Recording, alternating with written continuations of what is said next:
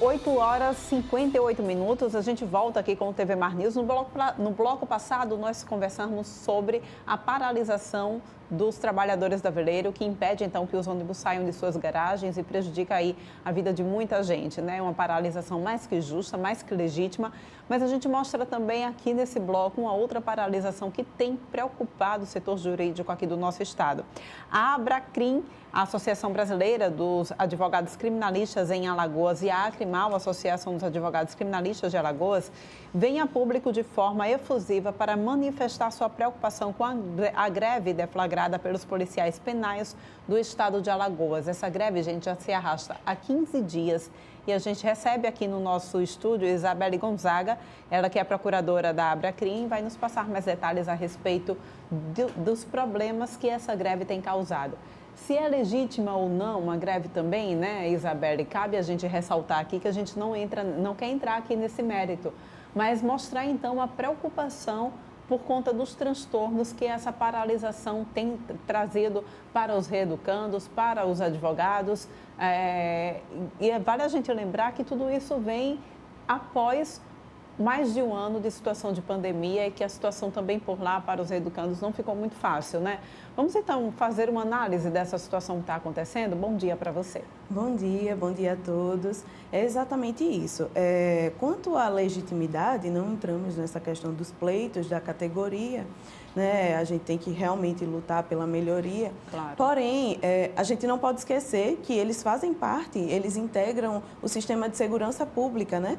E aí, por lei, por repercussão geral estabelecida pelo próprio STF, é impedido de fazer greve. O Estado tem o dever de vigiar e de trazer a paz à segurança pública, né? E isso vem sendo muito prejudicado a nível social, aqui externo, com movimentos de protestos dos familiares, que são impedidos, inclusive, de levar feiras para os que estão ali presos, que nem sempre, a maioria nem é condenada, né? São presos muitos provisórios, né? Que estão impedidos de atendimento social, de visita de familiares, de entrega de feiras, de atendimentos jurídicos, que vem preocupando bastante a advocacia. E a gente traz esse alerta, é importante trazer esse alerta a nível social, porque prejudica a sociedade como um todo.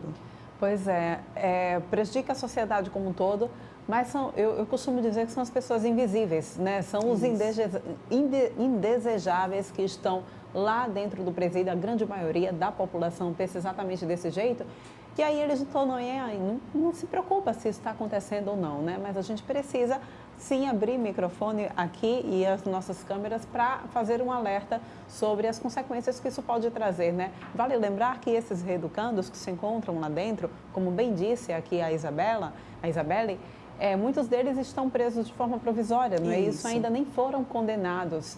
E como é que fica esse atendimento, então, jurídico? Vocês estão, de certa forma, tendo algum acesso com eles? A advocacia criminal está extremamente prejudicada, não temos acesso, né? Não estamos conseguindo, por exemplo, ter uma conversa com o cliente para indicar uma testemunha. Como é que você vai provar um direito, né, em uma coisa tão sensível à sociedade, que podem ter pessoas erradas, mas podem ter pessoas que estão ali inocentes e a gente não está, a gente está impedido de fazer o nosso trabalho, e isso é extremamente preocupante, porque qualquer pessoa pode se sujeitar, inclusive, a estar nesta posição, né? Nunca se sabe o dia de amanhã. Então, a gente não vem aqui contra os direitos dos policiais penais, inclusive a própria OAB já foi a favor, já esteve ao lado dos policiais penais quando eram agentes penitenciários para pleitear junto com eles alguns benefícios, algumas melhorias. É uma classe que tem, por exemplo, uma carga horária de 24/96, é a única classe que tem uma carga horária dessa, e outras melhorias, né? Já se tornou policial penal, né? Já tem emenda, inclusive na Constituição Estadual, e assim, a gente entende que deve, da mesma forma como foi colocado pelo capitão no outro movimento grevista que acabamos de assistir aqui, devemos ponderar essas situações, né? É uma situação extremamente delicada, socialmente, né? Só sabe quem sente na pele, a família das pessoas que estão lá lutando para serem ouvidas, para terem o direito de mostrar que muitas vezes são inocentes e estão impedidas. E é por isso que é importante, a gente agradece o espaço aqui, e é importante conclamarmos as autoridades públicas, o Tribunal de Justiça do Estado de Alagoas, que possui um grupo de monitoramento do sistema prisional, a Vara de Execução Penal, o Tribunal Regional Federal, o qual a OAB já entrou com a ação para declaração de ilegalidade da greve, né? O que a gente não pode ver é um movimento que é ilegal, porque não pode, por ser de segurança pública, para pressionar o governo. E é isso que a gente quer. Não contra os direitos de melhorias dele, mas contra esse movimento ilegal para pressionar o governo do Estado. Pois é, o governo do Estado também precisa imediatamente tomar uma decisão, uma atitude em relação a isso, que não se pode deixar. São essas pessoas exatamente sem o direito de provar a sua inocência, não é isso? Isso é vital. Eles não podem perder o contato, serem privados do contato de forma geral com o mundo aqui fora, porque eles têm direito sim à visitação, eles têm direito à sua feira que chega lá. E eu queria que você pudesse explicar também para a gente, Isabela, que essa situação já vem após mais de um longo ano de pandemia, quando também os reeducandos ficaram privados por conta da pandemia do novo coronavírus, de receber visitas, de receber feiras, em muitos casos também de receber o próprio advogado que está na sua causa, né? Como foi esse ano que passou para vocês? Foi extremamente difícil para a advocacia criminal, né?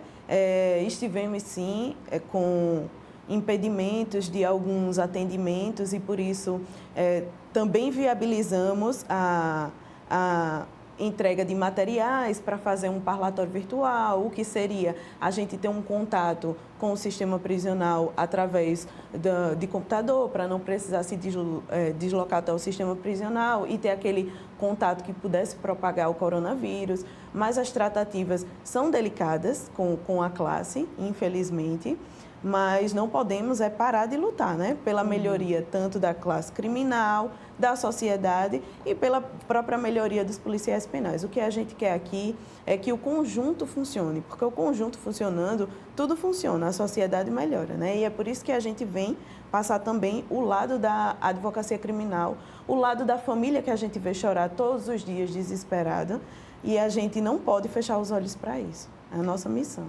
Com certeza.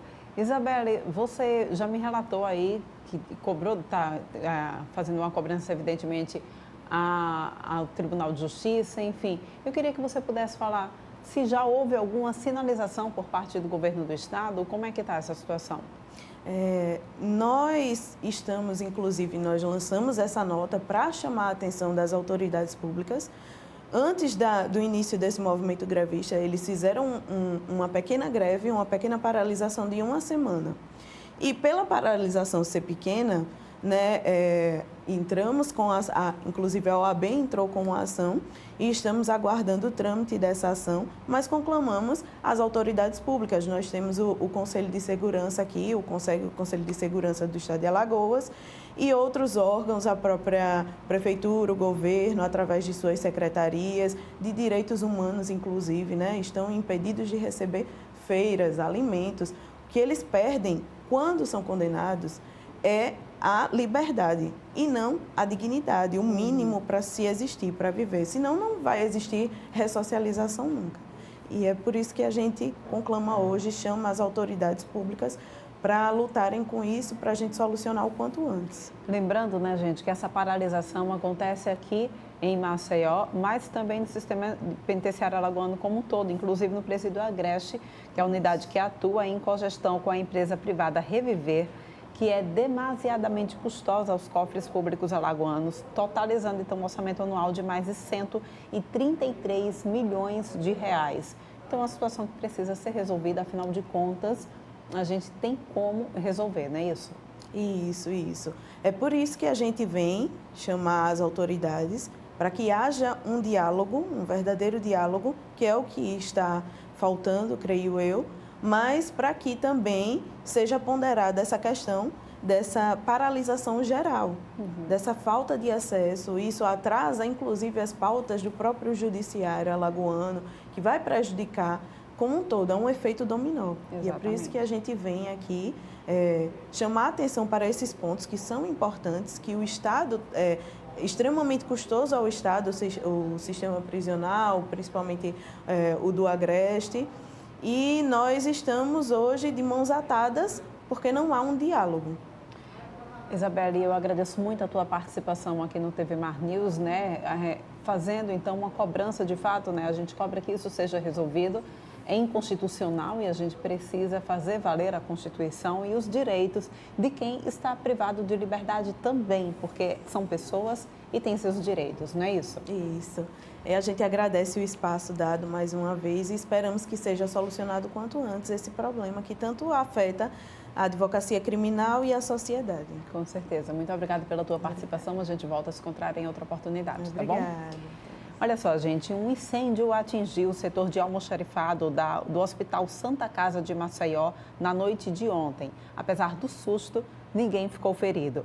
De acordo com o Corpo de Bombeiros, as causas das chamas até o momento são desconhecidas. Os primeiros levantamentos apontam para uma pane elétrica. O setor atingido pelas chamas armazenava plásticos e papéis e ficou completamente destruído. Nessas imagens a gente percebe então a dimensão desse incêndio, né? Outra sala também foi atingida pelo fogo, mas graças a Deus não houve nenhum ferido. Mas a gente vê aí, de fato, que foi um incêndio de grandes proporções dentro da Santa Casa, do Hospital da Santa Casa, exatamente no setor de almoxarifado do hospital. E aí, imagina só, né, gente? Um setor atingido que armazenava plásticos e papéis, né, altamente inflamável, de fato, um susto muito grande, mas graças a Deus ninguém ficou ferido, tá bom? Olha só, e a gente agora traz imagens para vocês, né? Traz uma matéria que fala sobre uma reunião que aconteceu ontem, que envolve as pessoas que trabalham com eventos, o setor de eventos. Eles pedem a retomada das suas atividades, que sem dúvida alguma foi um dos setores que mais sofreu com essa pandemia. Quem traz mais detalhes para a gente agora é Fernando Palmeira.